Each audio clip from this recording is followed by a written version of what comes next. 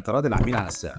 طيب معظم الناس بتروح فين لما تيجي تتكلم في القصه دي مع العميل؟ بيروح ان هو يقدم لك اوفر او يقلل لك البرايس او يعمل لك 2+1 او يعمل لك عشان ايه؟ عشان يقلل شويه في البرايس، مع انه ممكن يبيع الفاليو.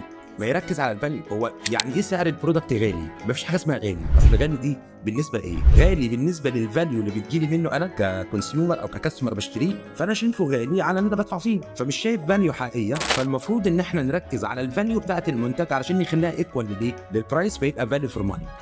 ولا غالي بالنسبه للكومبيتيتور؟ هل الناس مش شايفه ميزه تنافسيه عن الناس الثانيه كومبيتيتور، وبالتالي هم ب70 وانت ب90 ليه؟ انما لو انت بايع من الاول ان انا مور بينفيت مور برايس فايتس اوكي. انا هديك مثال في الدواء، انت عامل مثلا تابلت بتتاخد 3 مرات في اليوم ب70 جنيه، انا عملت نفس البرودكت 90 جنيه، نوت اكسبتد الا اذا كان عندي بيتاخد وانس ديلي، بقت في ميزه تخليني اخد عليها برايس زياده. فعايز اقول لك القصه بتتلخص فيه الاول اتاكد ان ده عميل ولا مش عميل، دي حاجه مهمه قوي. الحاجه الثانيه اتاكد ان انت بايع الفاليو بتاعه البرودكت ايكوال للبرايس، فالبرودكت بتاع فاليو فور ماني.